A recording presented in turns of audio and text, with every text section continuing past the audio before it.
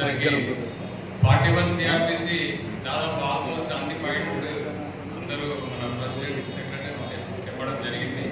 కొత్తగా చెప్పేది ఏం లేదు. ఒకటి, పోలీస్ కంప్లైంట్ ఇచ్చినప్పుడు ఇట్లే పట్టుకోదు కదా, దాన్ని మనం మార్చదు. అది అందులో కంటిన్యూ చేద్దాం.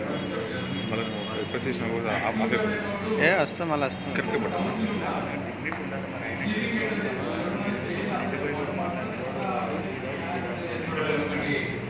మనం కంప్లైంట్ ఇచ్చినప్పుడు కంప్లైంట్ తరఫున పోలీసు ఉండాలి. మళ్ళీ అక్యూజ్ తరఫున కూడా అతను బెయిల్ ఎట్లా ఇస్తాడు, షూరిటీస్ ఎట్లా తీసుకుంటాడు, వాళ్ళ దగ్గర డబ్బులు ఎట్లా కంప్లైంట్ నుంచి తీసుకుంటే అది కరప్షన్ అవుతుంది. అక్యూజ్ నుంచి కూడా తీసుకుంటే అది డబ్బులు కరప్షన్ కావాలి. మరి వకీలు తలుచుకుంటే పోలీసులు నెలకు 2-3 సస్పెండ్ అయినారు, కానీ తలుచుకోవాలి. అది ఆ పని మేము చేయబోతాం. ఇంకొక నెల టైం ఇస్తాం ప్రభుత్వానికి. ఇది అవుతుంది, వకీళ్ళతో అయ్యే పని అవుతుంది, చేస్తారు. కాకపోతే మనం మర్యాదగా సీఎం గారిని మీరు అడుగుతున్నారు. ఎందుకంటే ఇది సెప్టెంబర్ 12 రోజున ఒక వాట్సాప్ మెసేజ్ తోటి ఉద్యమం స్టార్ట్ అయింది. ఆసిఫాబాద్ నుంచి ఒక మెసేజ్ వచ్చింది వాట్సాప్. ఏమని, 14వ తారీఖు రోజున జరిగే లోకదళతో బహిష్కరణ చేద్దామా అనేది మెసేజ్. దాని మీద మొట్టమొదటిసారిగా పైసా నుంచి ఏజీపీ గారు ఉన్నారు, సంతోష్ కుమార్, అతను చర్చకు వచ్చాడు. అయ్యో నువ్వు లోకదళ బైకాట్ చేస్తా అంటే ప్రభుత్వ కార్యక్రమం అనేది రెచ్చిపోగానే లక్షపేట నుంచి లక్షపేట నుంచి ప్రదీప్ కుమార్ అని అడ్వకేట్ చర్చలు వచ్చాయి.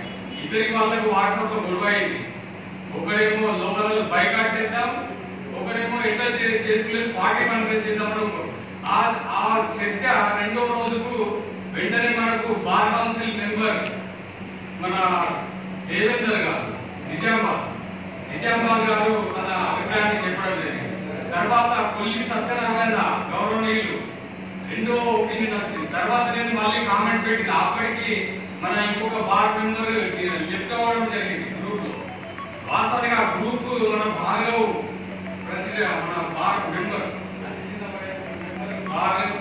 భార్గవ్ నడుపుతుండే. భార్గవ్ నేను పొద్దున ఎర్లీ మార్నింగ్ ఫోన్ చేసిన. భార్గవ్ నన్ను అక్కడ అడ్మిన్ అందరు బార్ మెంబర్ అని దీనిలో యాడ్ చేయి, లేకపోతే అడ్మిన్ మరి ఎవరికన్నా మంచోనికి అంటే నువ్వు లైన్ లో ఉంది, నీకు అడ్మిన్ నేనే ఇస్తాను అన్నట్టు నాకు అడ్మిన్ ఇవ్వడం జరిగింది.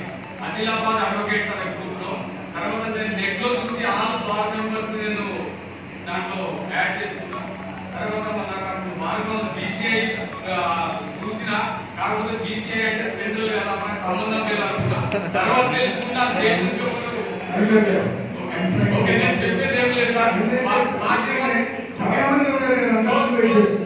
1 కోసం మీరు ఎలాంటి నిర్ణయం ఇప్పుడు తీసుకున్నా ఇంటికి పోకుండా ఇక్కడనే పోటీ మేము కొట్లాడడానికి సిద్ధమై భారత మొత్తం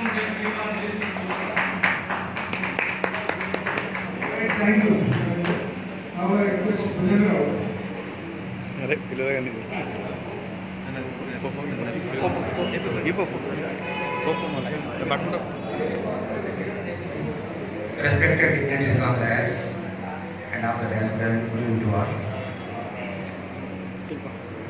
మార్నింగ్ నుంచి 11 o'clock నుంచి